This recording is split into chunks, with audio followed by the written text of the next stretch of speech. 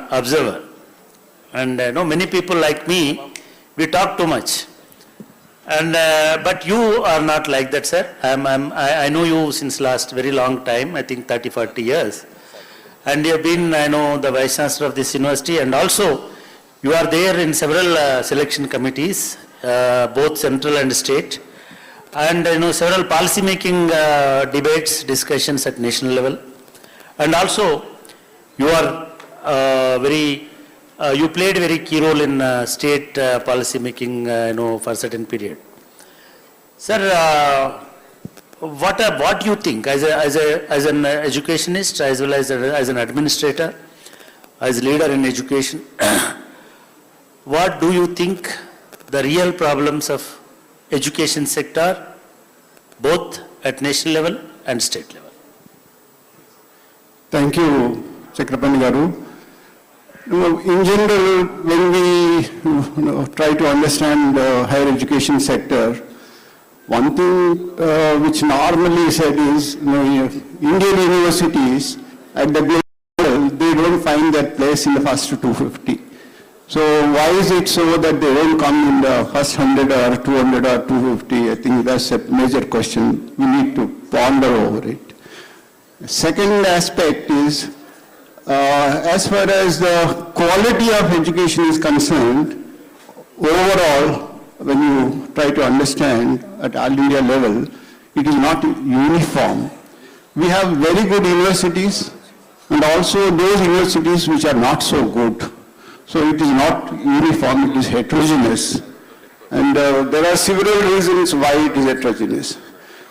Third thing what I would like to say is, universities which are average, not so good, the quality of education is low, which can be reflected in terms of employability of the students, knowledge creation, all these aspects, aspirations of the students, even aspirations are low. Most of them, they want a government job.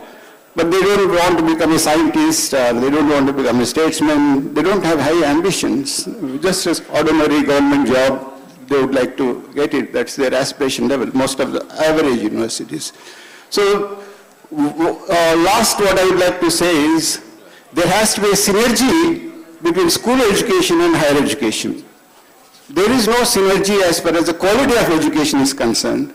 If this quality of education is poor at the school level, it will be poor at the higher education level also. So there has to be a synergy between school education and higher education. This is a major challenge. The quality of education we have to work from the school level. With these few words, I will stop, sir. Thank you. Thank you, sir. Thank you very much. I think you raised very pertinent issues, really the universities are facing, of course, not just universities problem that is state problem also. And on many occasions, suppose we want to select some good officers in the government. Really, as you said, quality-wise, it is very tough to select right people. There is a need, there is a lot of gap in skills and, general expectations is there. I think earlier also we had, wonderful panel discussion on industry tie-up and all that. Industry is looking for right people. Even 63% of skill shortage Indian industry is facing. Sir, now I request Vijay Rao Garu. You have very rich experience and you heard about, I think, we were there in that earlier panel discussion also. Why we are not in a position to connect with industry? That is one, sir. And why the skill gap is very wide, as far as job ready issue is concerned or industry expectation is concerned. Thank you very much. This is a very important question. There is a contradiction in this question. What does the question say? What are the challenges in the higher education? This almost implies that everything is good in the lower education. This almost implies, which is not the case. So the challenge in higher education is that we have failed in the primary education. That's the challenge. Because in the schooling, in the college level, we have really not given basic thinking abilities to our students. When a society does this, you will not have higher education, you will only have higher education degrees. You will only have degrees, you will not have skills. You will not only not have skills, but you cannot connect with the industry. These are the gaps that emerge because at the bottom we have kept it hollow. As long as we keep that hollowness in our primary upbringing, you will not have successful higher education system. I say it so openly in many fora. Therefore, we must focus not only on the higher education, obviously we have to, but we have to focus on the lower education very well. We need to generate students who think about what are the problems. We should generate thinking minds. In fact, that is the only education we should give. We need not give the contents to the students. If you generate a thinking mind, the thinking mind will generate the content for himself or herself. This is what the Western education does very well. We don't cram up the child. Here, we overfeed the child and make an obese child. An obese child is not a healthy child. An obese child cannot do long distance running. So industry, academia, connect cannot happen. So we must focus on basics of education where we give thinking abilities, analytical abilities, and generate the hunger for knowledge. If we are able to generate that hunger, then the journey starts. Whatever is the NEP, doesn't matter. For me, 1 or 2 teachers, you just need one teacher in your education. If you are lucky, if you get that one teacher, your education begins. Then you become a teacher yourself. A student will become a teacher himself or herself. And you will make the teacher learn for you. You will make a student out of a teacher. So this journey is very different. It is completely non-linear. we are not really discussing the basics in all this discussion that we are doing. We must focus on the basics. Create the mind, inquisitive mind, a mind that wants to learn. That's one point. The other point I'll quickly make is, look at this hall and look at this podium. There is not a single woman vice chancellor sitting here. Not a single woman vice chancellor. How can a society develop, whether NEP or no NEP, if we do not harness 50% of our power in our society? That's the women. We have kept them aside. The spare battery is there, we are not using the spare battery. Therefore, there is an intrinsic limitation in the way we are functioning. NEP 2020 begins to address these problems. If we can address that well, I think we will solve some of these problems from the very, very primary level to the higher education. We must bring in women power into our system. Very, very important. I will stop here. I don't want to elaborate too much. Thank you. Thank you, sir. Really, you touched the philosophical foundations of education, as well as the political implications also. We'll come to that, in a later part. Now, sir, I'd like to ask Satyanarayana Garu, because you worked as a vice chancellor to, of course, this not only this university, and we always feel that Rajiv Gandhi Institute of Technical Education is somewhat different. I mean, so their methodology, as sir said, their methodology may be different also. But recently newspapers, I think out of 15 universities, only Rajiv Gandhi University is hitting the headlines. And of course, after Venkatramana going there, now it is, calm. I mean, just I'd like to know how 𝗳𝗃𝗃𝗃 is different, as methodology-wise, instruction-wise, and curriculum and other aspects. Is that really can be implemented in mainstream universities? There's two questions, sir. Yeah. So, Rajiv Gandhi Institute of Knowledge Technology started with a different mindset, because this was started for the rural students particularly, because the admissions was given to the rural, and originally it is the mandal base. That means every mandal in entire Andhra Pradesh, because we started 3 IIITs that time, when combined Andhra Pradesh. I was the founder registrar to the RJKT. So the purpose is to give opportunity real rural students and those who are studying in the government schools, and not in residential and not in the private schools. That is only the time it started with the 15% is open, that is government, private, residential, etc.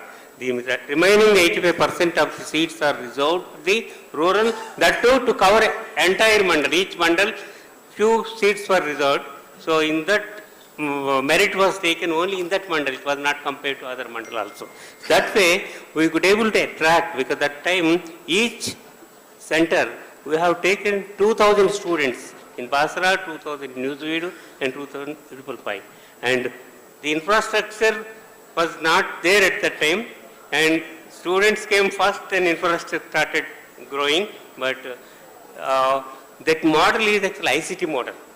We select the students to the university. There is a university where the earlier university, the undergraduate students used to come, and now university only postgraduate students are coming. There to the university, that to technical education, 10th class passed, but +1, +2, and intermediate we admit.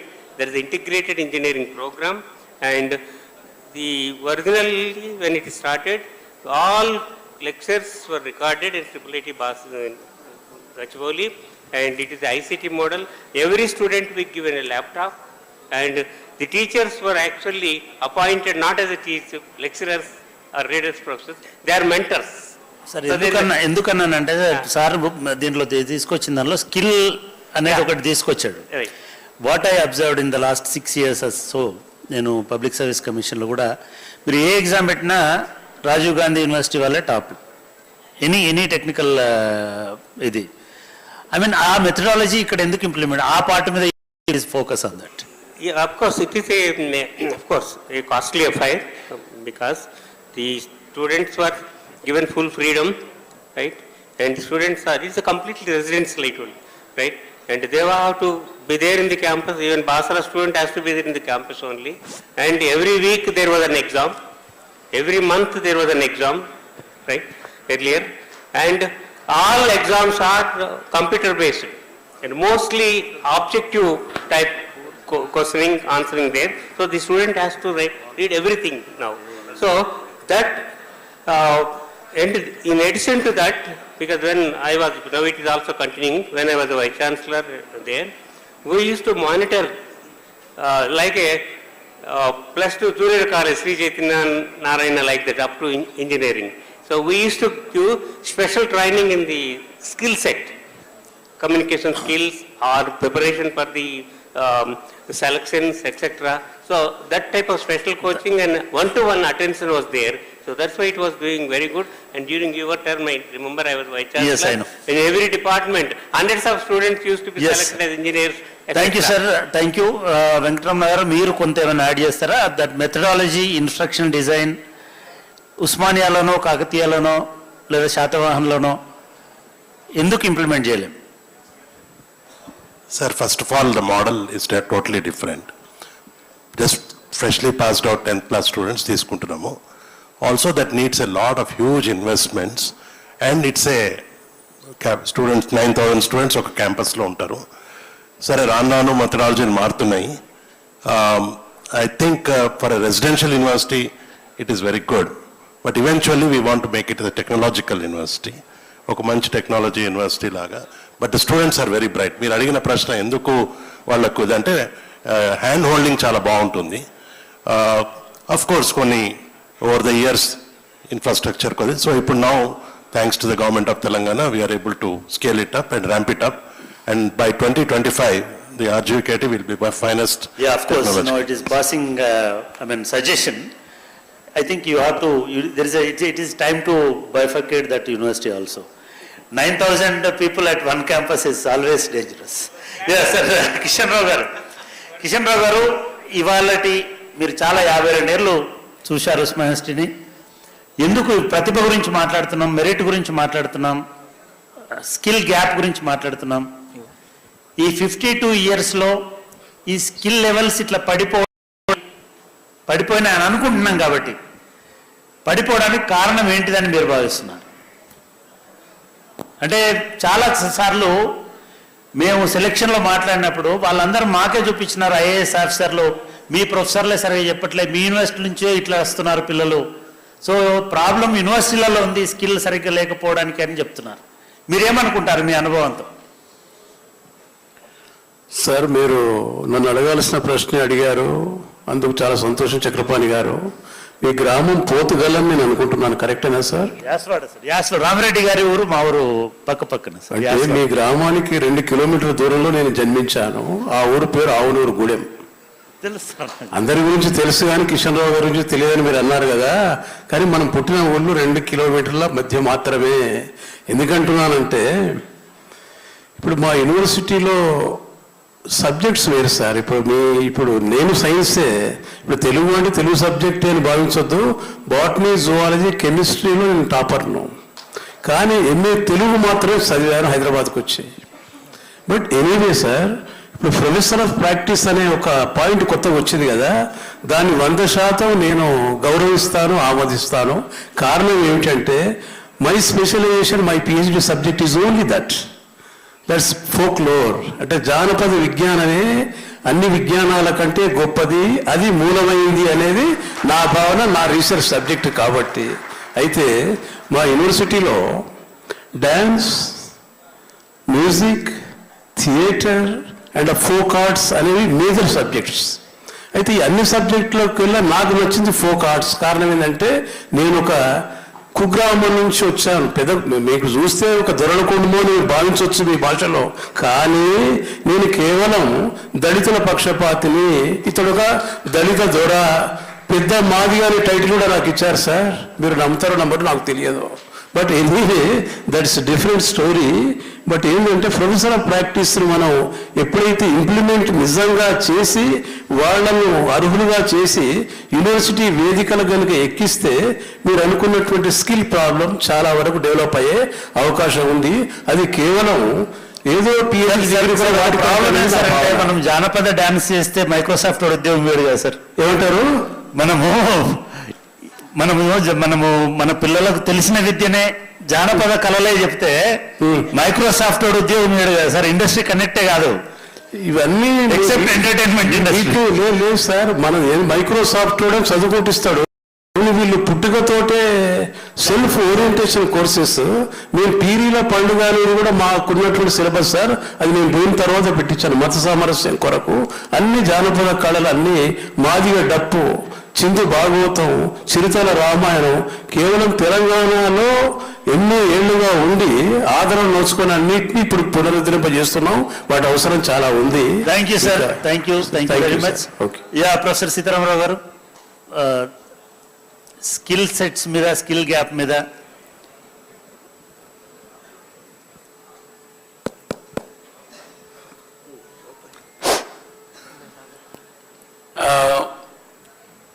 మొదట అడిగిన ప్రశ్న challenges కదా, అది మళ్ళీ వస్తాం sir. దాని కంటిన్యూషన్లో క్విక్గా half minute అట్లా. Yeah sir. రైట్. ఇంతవరకున్న మనం ఇస్తున్నటువంటి డిగ్రీలు అన్నీ కూడా బేసిక్గా నాలెడ్జ్ ఓరియంటెడ్ డిగ్రీస్ అనేది మనందరికీ తెలుసు. నాలెడ్జ్తో పాటు స్కిల్స్ కూడా ఇవ్వగలగాలి. ఆ రెండు కలిపిన డిగ్రీలు ఉంటేనే ఇవాళ విద్యార్థులు జాబ్ మార్కెట్లో ఉన్న అవకాశాలను పెంపొందించుకొని సమాజానికి అటు పారిశ్రామిక రంగానికి కావచ్చు, సేవా రంగానికి కావచ్చు, ఎవరు ఎటువంటి స్కిల్స్ ఉన్న వాళ్ళు అవసరం అవుతారో వాళ్లను మనం ఆ రంగాలకు సప్లై చేసినట్టు అవుతుంది.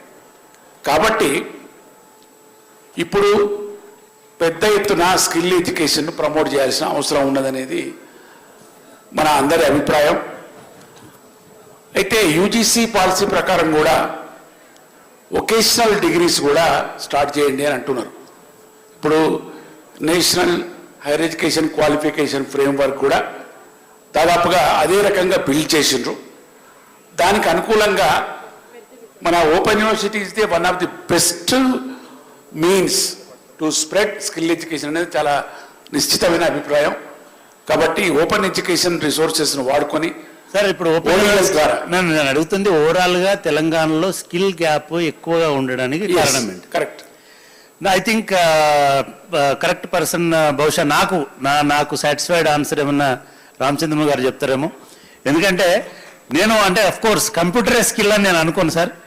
ఐ మీన్ అదొకటే కాకుండా ఓవరాల్గా, because you are heading big university now, of course not bigger than this, మీ వ్యూలో ఓవరాల్ తెలంగాణ ఫేస్ చేస్తున్న స్కిల్ షార్ట్ ఫాల్కి కారణం ఏంటి? Okay, I won't directly able to answer that question, but in general. Yes, sir. If you look at, I was listening to the previous, panel discussion. Exactly. So many were actually of the opinion that, there's a gap between the industry and the education institutions. It's because, the industry have changed rapidly, but we have not changed. That's what I would like That's the problem, major problem. And that change has to come within. We have to plan for it, actually. So I will sum up the change, that is required. If you see, traditionally our universities are basically knowledge centers. They basically give knowledge and we test them in 3-hour exam and then give a degree and so on. That worked for some time, but it failed to work now, actually, because the industry has changed so rapidly, right? That doesn't work now. So now we want these universities to be not only the knowledge centers, they have to be skill centers, they have to be innovation centers. Yeah, so it doesn't come just like that, actually. So you have to plan for it, you have to change, you have to own it and then change it. The change should come within, and probably you can take the help of alumni, that is a different aspect. But first of all, we should note that we have to change. Our institutions have to change I'll again underline, not only they have to be knowledge centers, they have to be skill centers, they have to be innovation centers. It's a wonderful observation, sir. Of course, the problem is lying with our policy itself, not policy at the national level, and of course policy at university level also. Yeah, నాకు కూడా ఒక చిన్న ఇది గుర్తు వస్తుంది sir. మనం 70s కంటే ముందు ఇంత డ్రాస్టిక్ ఇంజనీరింగ్ ఇవన్నీ లేని టైంలో ఐటీఐ అని ఒక మన ఇండియన్ కండిషన్కి అవసరమైన టెక్నాలజీ తోటి కాలేజీలు వచ్చినాయి సార్. అండ్ లేటర్ 70s తర్వాత మనకు పాలిటెక్నిక్ అనేటువంటి మిడిల్ లెవెల్ టెక్నాలజీ వచ్చింది సార్. ఇది ఇంజనీరింగ్ వచ్చిన తర్వాత ఈ 50ఏళ్లలో మళ్ళీ దాన్ని ట్రాన్స్ఫార్మ్ చేసేటువంటి ఎడ్యుకేషన్ మోడల్ రాలేదు. ప్రాబబ్లీ ఇప్పుడు వచ్చినటువంటి న్యూ ఎడ్యుకేషన్ పాలసీలో ఆ కాంపోనెంట్ కనబడుతుంది. నేషనల్ ఎడ్యుకేషన్ పాలసీలో ప్రాబబ్లీ అది కనబడుతుంది. బిజరావు గారు, can you please enlighten us about the changes that national education policy is going to bring to upskill the people and skill enhancement among the students? I think the main reason for the void in the skill is our education is not contextualized. Whenever we educate a child, we need to give the real world context. Our education is more or less dry. It's a piece of information. In the real world, how it is connected, we are not telling. If we are able to make that connect. So in the classroom, you teach how your knowledge is connected. There is no course given, even in the Harvard, what is the science of mobile. Once the child learns how the science works here, the child will go and create another mobile, another version of mobile. So there is a knowledge given of physics, chemistry, engineering, but the child doesn't know how to put together into a mobile. That connectivity is missing in our education system. If we start doing that well, the child will start connecting things and prepare the real world solutions. Doing real world solution is the skill. Exactly. Yeah, that's true. Sir, Krishnadev garu, ee discussion anta vinna tarvata. And of course, from the beginning we are discussing about technology, engineering, skills and దీన్ని మించిన science, దీన్ని మించినటువంటి knowledge లేదేమో అనేటువంటి భ్రమ ఇక్కడ ఉండేటోళ్ళు కూడా కలిగే అవకాశం ఉంది. How do you look at social sciences and of course law? Maybe I consider law also a social science. So how you look at the skills and how social sciences can impart skills among this generation of students? 1980s, there was a serious introspection into the legal education in India, and that started looking at Oxford, Cambridge, Harvard, Yale models. How do we implant that into India? And that was the time the experiment, Professor N.R. Madhavan, founder of the National Law School movement, started in Bangalore. This now what we are discussing about NEP 2020 in 80s, the discussion started interdisciplinarity. How do we integrate teaching of social sciences with the law? And also it is based on the jurisprudential sociological school of jurisprudence. In law we says it's not only the law in the books, law in the society is important. As Professor B.J. Rao sir said, connect with the society is first important in the law school, which is where you look at Harvard, Oxford, how they have become very important. Similarly, now we are looking at connecting with the industry, connecting with the practical skills. In fact, legal education over the years, because why it has become a wonderful experiment. Every state is coming out with the law school because we focus on experiential learning. We focus on learning the law in the society. We focus on learning the practical skills, litigation skills, entrepreneurship skills. So therefore, legal education has become as a much sought after law school. I'll just take one more ideas, challenges to higher education. Professor Madhavan always used to say, it's not the infrastructure buildings which is important. As Professor B.J. Rao also said, I need 6 motivated, committed, dedicated teachers. So what is required is an intellectual infrastructure. Teachers, proactive teachers. We heard, we have to go to the industry. In fact, in the initial days of our working in the National Law School, Bangalore, the faculty has to go to the law firms. stay with 2 months, learn. So that's what is important. So we need intellectual infrastructure, we need a digital infrastructure, we need also experiential infrastructure. Thank you. Thank you Krishnadevarao గారు. But తెలంగాణలో లా అనేది చాలా quick answer కావాలి sir. తెలంగాణలో లా అనేది కొంత neglect చేసినట్టుగా కనబడుతోంది.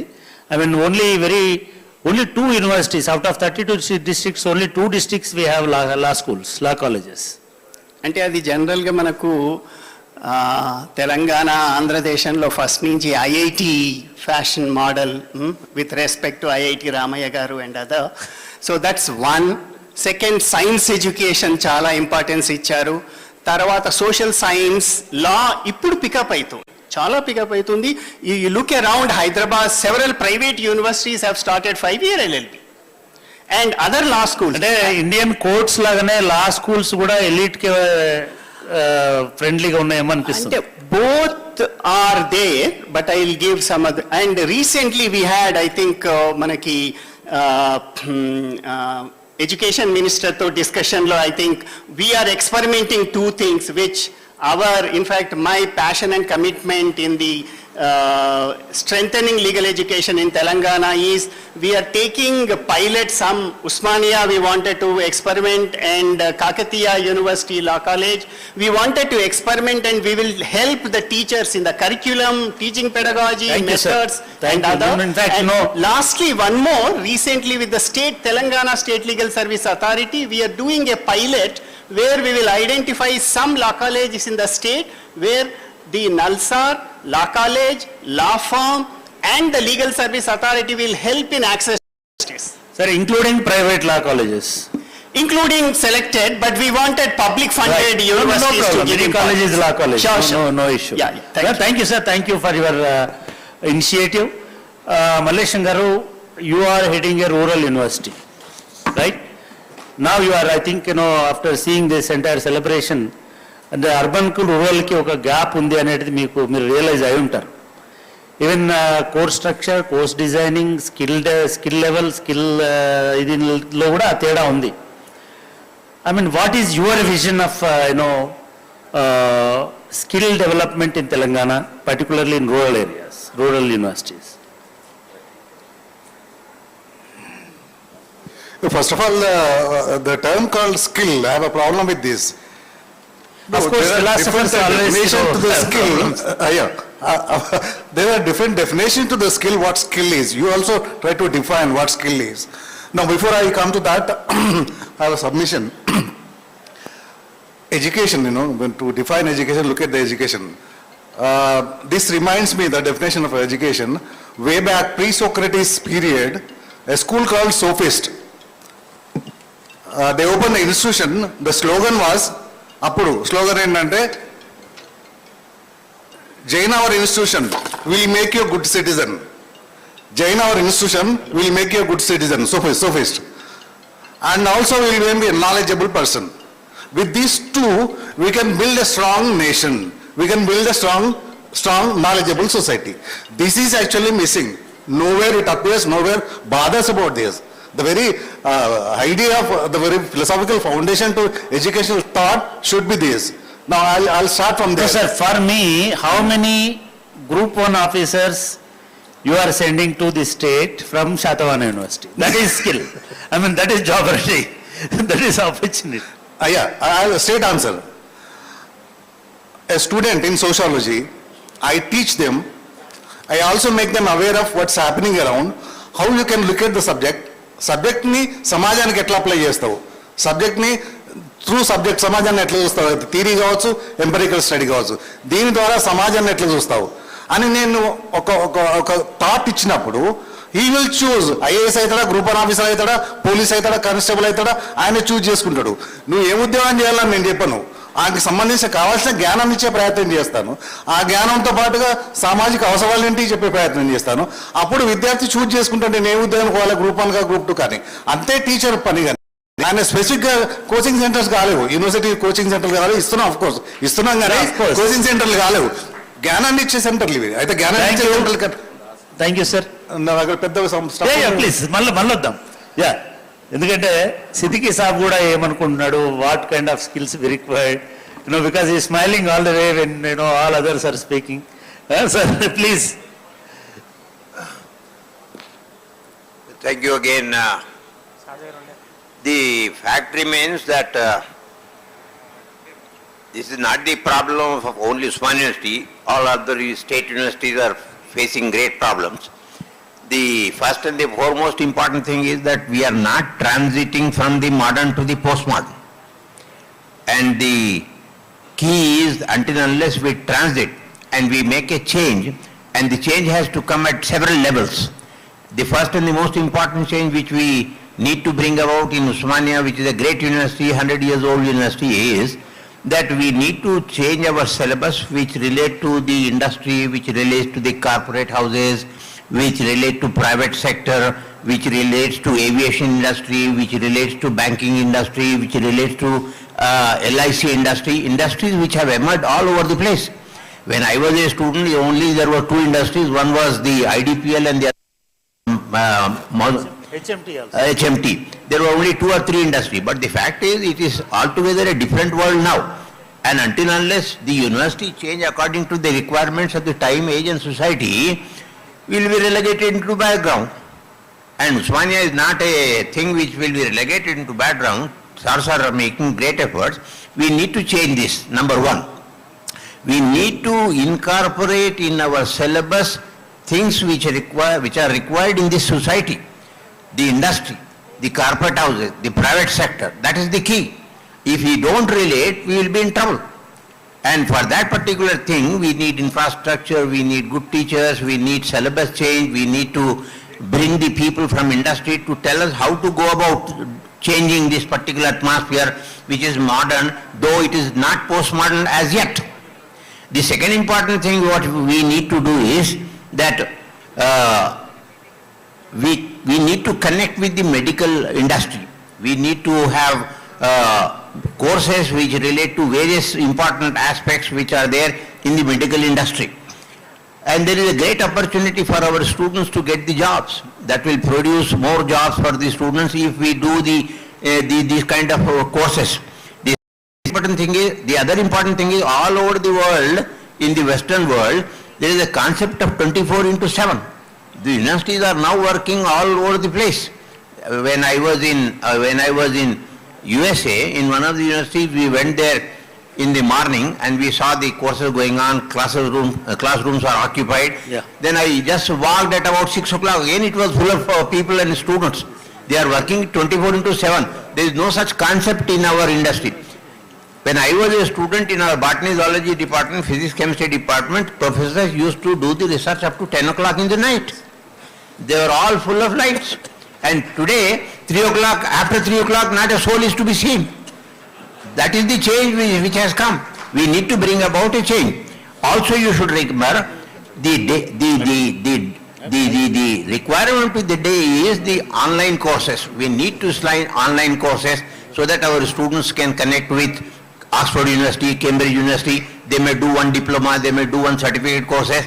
Their marketability will change if we do that particular thing. And then all students, 90% of students who are coming to Osmania University, one example, are from the rural areas. Their mother tongue is Telugu. They are weak in English. We need to change their communication skills. And today's requirement industry is, the first and the most important thing is the communication skills. For that, we need to change, and we should establish ELTC centers all over the campus, in our constituent colleges, in our affiliated colleges. Until unless we speak fluent English, we will be nowhere in this particular market today.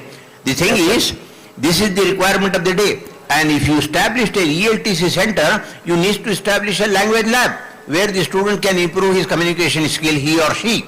Also, you should remember that this is the age of self-learners. We need to tell our students that you can do everything at home in the night. I will give one example. One girl did her graduation in English literature at McGill University in Montreal. She got married, she went to Kuwait. She applied for a post of a lecturer. When a notification came, she gave the interview, the principal came out and said, "You are the best." And then she said, "You are not selected." She was shocked to her hilt. What the hell? You are saying I am the best, but I am not selected. He said, the principal said, no, you cannot be selected because you don't have any educational course on record. You have not done anything in the field of education. So the husband and the wife, they sat on the computer, they went online and they found a diploma course of 3 months in UK. They traveled to that place, came back and they did the course online. Then they traveled for 20 days of teaching and they downloaded the certificate. She went to that particular school and she was appointed on 6,000 riyals. That is not happening in India. So thank you, sir. Really, thank you very much. Yeah, మీరు చాలా important ఇష్యూస్ని తీసుకొచ్చారు. సరే, ఇప్పుడు తిరుపతిరావు గారు rise చేసిన issue అయినా, రామచంద్రం గారు, why we are not changing institutions, why industry is rapidly changing but institutions are very, not at all, looking at that speed and, looking at that changes. Meeru modern to post-modern, how the whole world is moving and why we are sleeping. I mean, that also, in fact, ivannitiki answer oka manishi cheppala. I mean, I think he is the nodal agency of State Council of Higher Education. Sir, why you are not changing our syllabus and why you are not changing our methodology and why you are not changing the policy and why you are not, establishing any connection to industry and, rest of the world. Sir. ఒకటి, విశ్వవిద్యాలయాలన్నీ కూడా తమ శక్తి మేరకు ఒక నాణ్యమైనటువంటి విద్యను, ఉపాధిని కల్పించే విద్యను, వ్యక్తిత్వాన్ని పెంపొందించే విద్యను అందిస్తూ ఉన్నారు. ఈ క్రమంలో తెలంగాణ రాష్ట్రం, it has become a land of opportunity and it has become a destination for higher education for entire the country. If you look into the profile of higher education in terms of enrollment, what you said, the enrollment of state GR is 36%, whereas national GR is 26%. When you compare to the per 1 lakh population for one college, we are number 1 in the country. And the technology adapting of the changing scenario, the entry to exits, the admissions we do through DOST, DOST. తెలంగాణలో దోస్త్ అంటే అందరికి తెలుసు, మంచి స్నేహితుడని. Through Dost ద్వారా every year for undergraduate 2,50,000 students మేము admit చేస్తాం. For all we admit nearly 3,95,331 students మేము admit. All admissions are through online only. And universities have adapted the technology for admission to conduct examination to on-screen evaluation. They have adopted. This is the one way how we have been adapting. The second one is the university is taking a very good initiative in curriculum development. For example, Telangana State initiated by introducing of data science course. The data science course, Professor Ramchandran was also there. From beginning, curriculum development to the exit, we have a collaboration with a great multinational companies, Cognizant and university subject experts, and we have prepared a curriculum. We have given a capacity building for the teachers and online teaching for the experts from all over the country and online practicals and job training. From entry to exit, we have been hand loading for the student. Not only data science, recently we have developed the fashion technology course through the NIFT collaboration. Shatavana University take an initiative. That syllabus is applicable for entire the state. That syllabus also developed by the NIFT. The second one is, very interestingly, I would like to share with you that the Skill Council of India has designed degree courses. The Telangana State Council introduced for the undergraduate courses. 3 days they will be in the class, 3 days they will be in the industry. And the stipend for the 3 days who are working in the industry will be paid by the Skill Council of India, Government of India is paying. Like that we have been giving the skill-oriented courses in collaboration with the industry in a different. So academics are doing good for the, and we can, another interesting initiative or the opportunity for Telangana is that every year we admit In 175 engineering colleges, there 77,000 will be admitted. 92% students are computer science or electronics.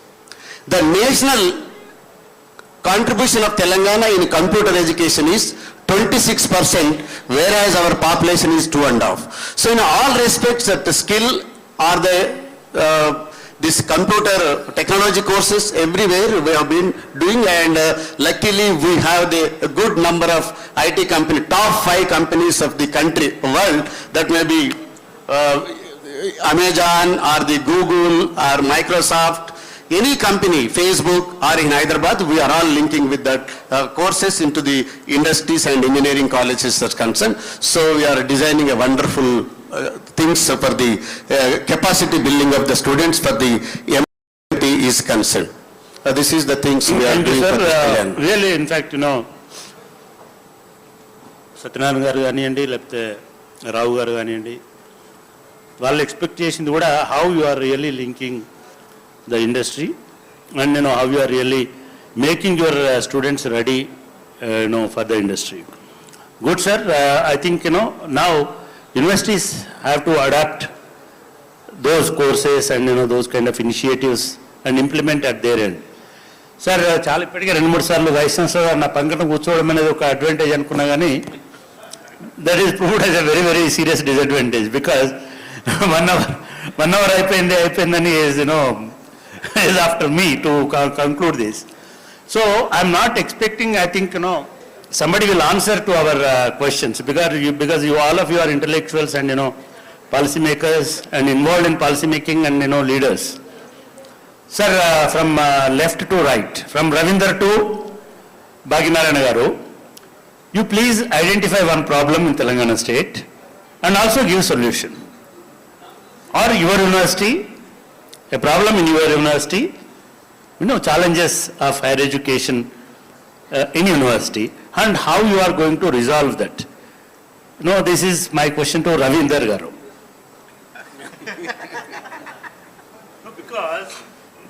Because whole world is watching you, and many donors are waiting. In fact, that pressure is more on my mind. Every time somebody is coming, somebody want to donate something, because they realize that we are not donors, right? మనం కేవలం మాట్లాడిపోతాం అనుకుంటున్నారు. So మీకున్న major challenge ఏంటి ఉస్మానియా యూనివర్సిటీకి? What is your plan?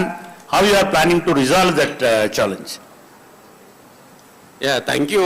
We have a number of challenges. I think major challenge is that the first time Osmania University which is experiencing that almost all 65 to 70% of the girl students enrolled in Osmania University.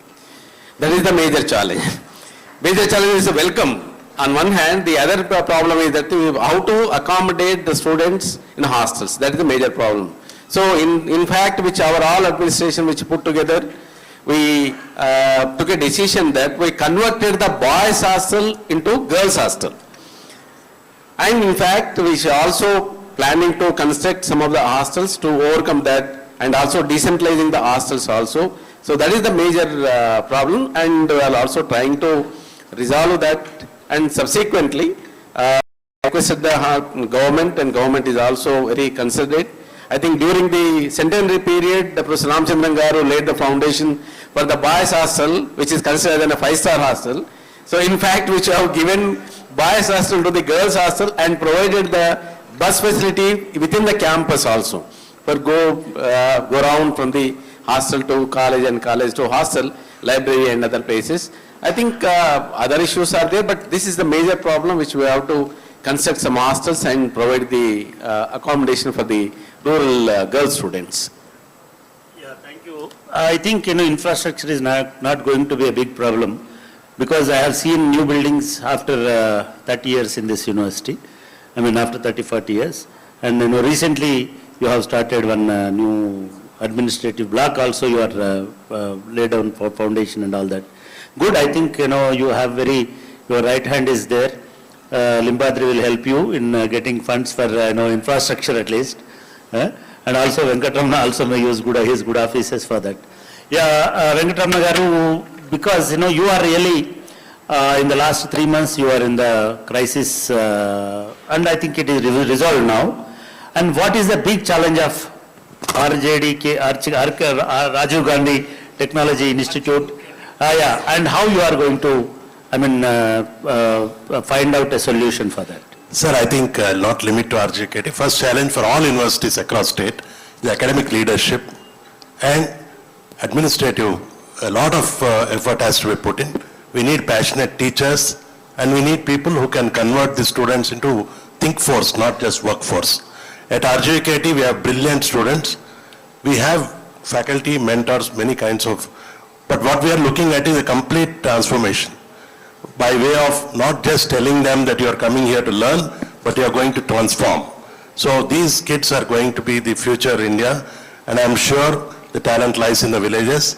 And in the next couple of years, the challenge would be to sustain, maintain, and enhance the academic level. Lastly, to answer your question, we don't want just, most of them get into government jobs. I think we are planning to get them into innovators. We want them to be entrepreneurs. Next month, IT Tower at Of course, your students are 5-star students, no problem. No. It will happen like that. Last point is, we want to make them think out of box, not just limit to academics. So we want them to develop all around. I hope, the same policy may, come to universities, regular universities also. So Ramchandran garu, meeru leading a private university in this state. Don't you think private universities are, really dividing the society?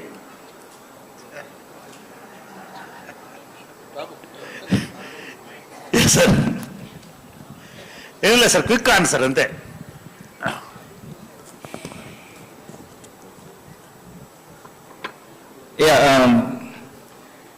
If you are saying, if you are asking that question, I would say straight away, no. It is required. The private universities are also required because we have huge population of students, and to serve them, actually, we require, that kind of universities as well. Thank you, sir. Mallesh garu, Professor Mallesh, can you list out 3 problems of rural universities? But I know a major, share is taken by Osmania and Kakatiya. Nothing is left to Shatavahana, Palamuru, and other universities. What is your view on that? Even Telangana also. You are representing even Telangana also now. What you said is right, top rank students will join Osmania, second level go to Kakatiya, on third level students will think of their nearest area. This is a fact. More than that, my university students are so innocent. Reason for that is this time enrollment of girls in our university is 73%. So out of 1,000 there are 700 girls. I'm planning to build another hostel for them. So maybe that is the one reason. And another problem, what you said, in rural students, they don't come out. Ala problem kuda cheppukune sandarbhalu takkuva chala allaki. So andukani we are organizing series of meetings through NSS to open up their mind. That is the biggest problem, if they are fighting, it's okay. Ikkada Telangana movement lo em pani chesinro akkada kuda ade pani chestunaru, open up their minds, right? Thank you. You always do that kind of work only. Yes, sir. Then final ga manaki vellu book చెవులో చేస్తున్నారు నాకు. Sir నేను ఇద్దరు ముగ్గురిని నేను final wrapping up చేస్తాను నేను. Sir ఇప్పుడు మాకు తెలంగాణ నుంచి ఒక పెద్దన్నలాగా నేను ఇందాక చెప్పినట్టుగా తెలంగాణ సాక్రిఫైస్ తోటి సెంట్రల్ యూనివర్సిటీ వచ్చింది. అఫ్ కోర్స్ ఇంతకాలం మాకు వాయిస్ లేదు అక్కడ. Now we're considering you as our representative and our nominee over there. How you are going to help us and how you are going to Telangana universities? Because legally, I think, legally means that is Central University and earlier promise was different and it emerged as differently, but you are there now as a steward of that university.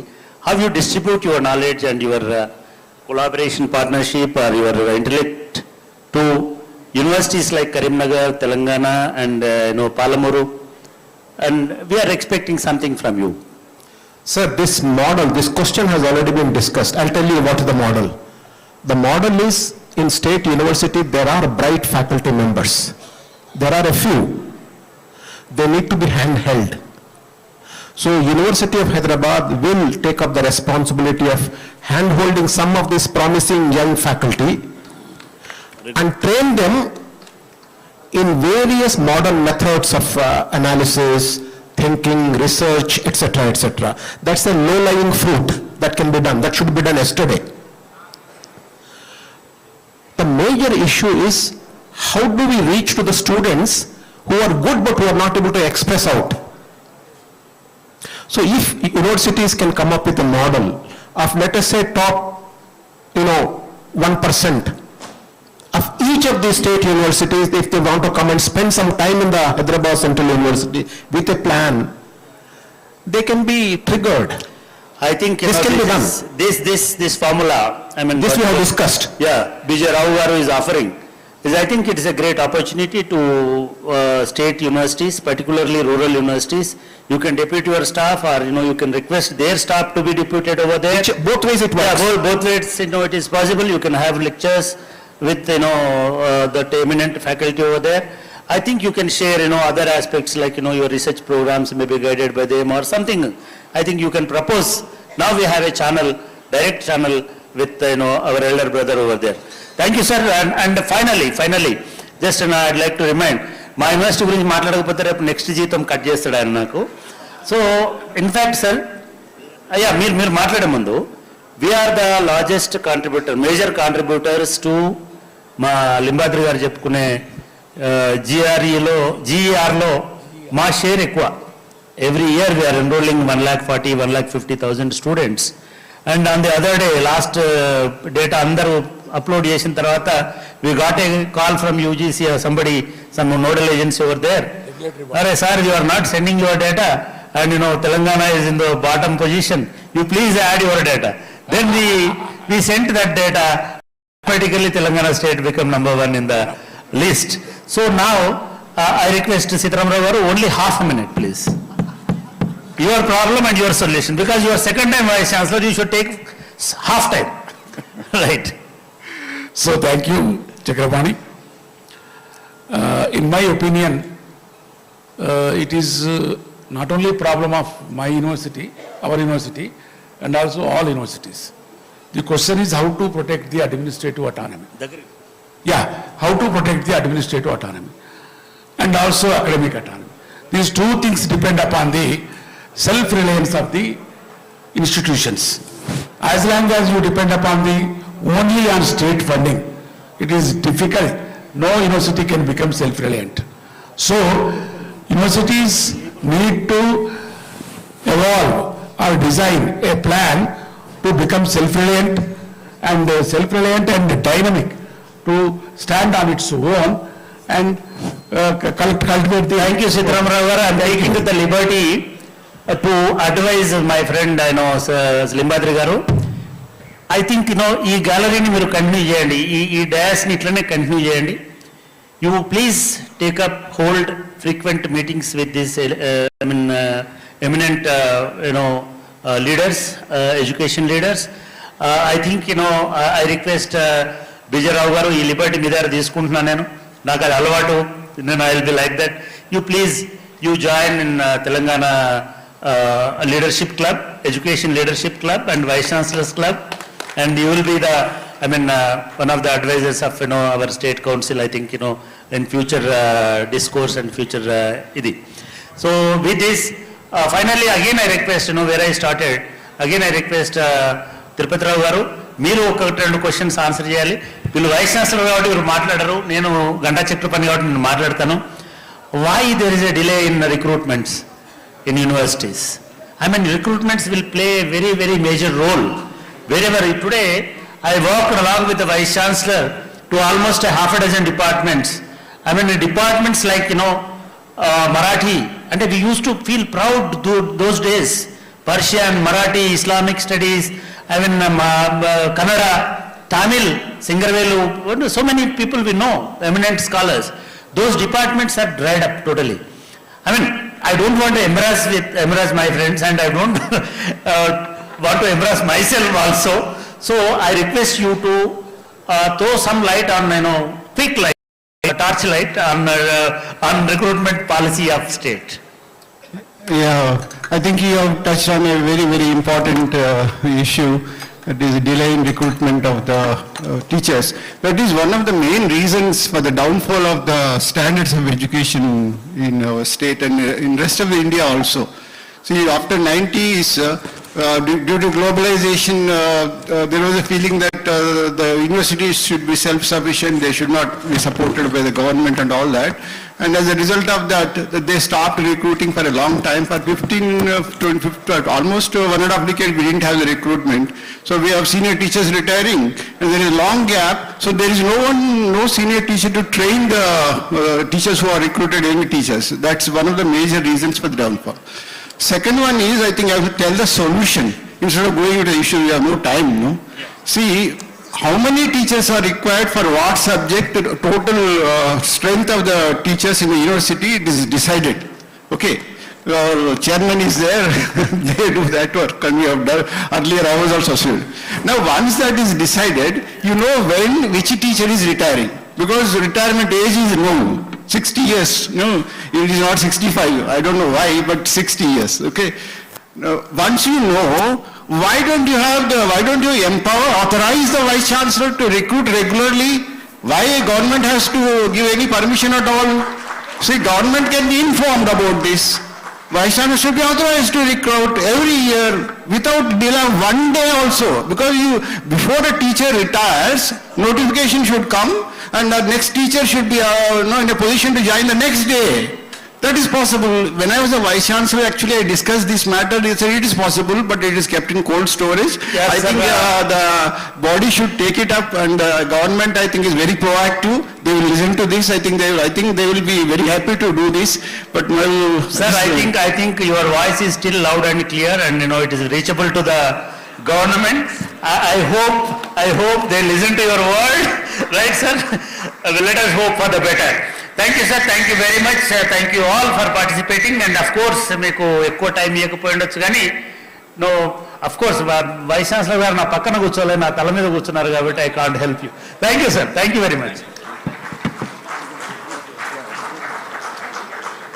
Please. Yeah.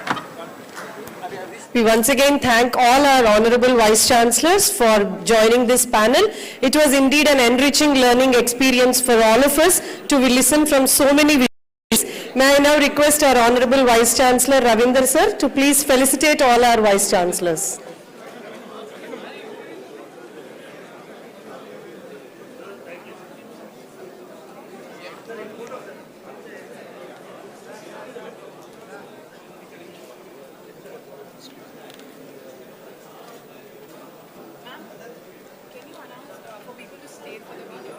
They will all stay, nobody will go.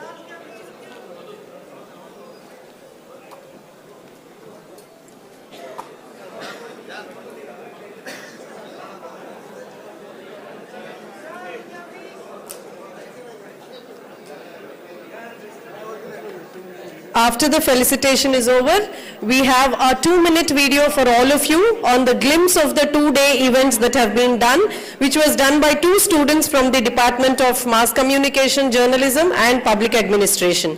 So we request all the audience to please be seated till we finish the event.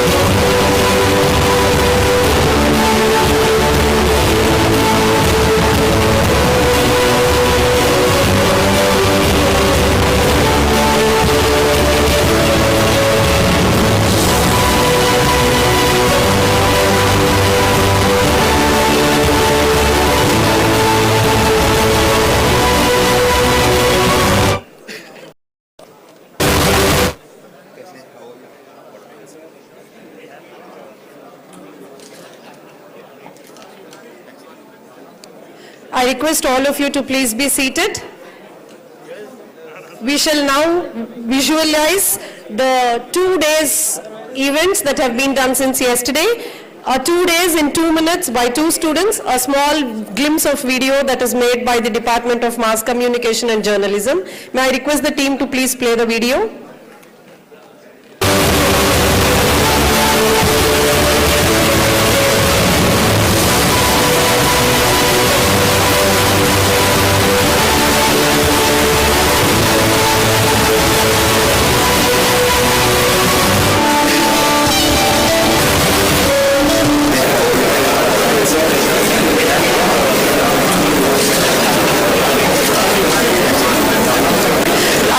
All of you to please be seated.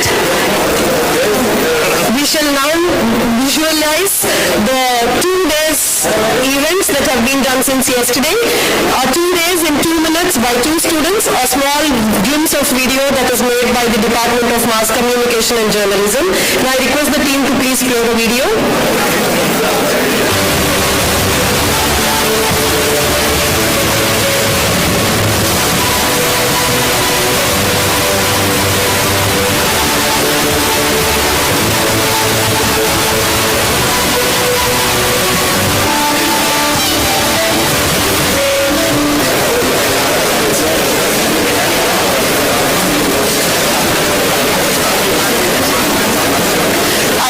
All of you to please be seated. We shall now...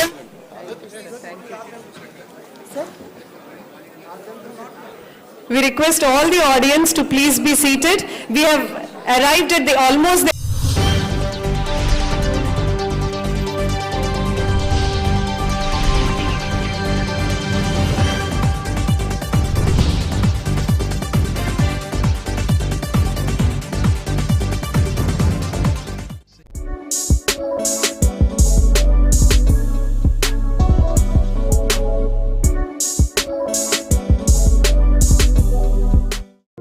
Telangana, the youngest and the fastest growing state in India, is scaling new heights.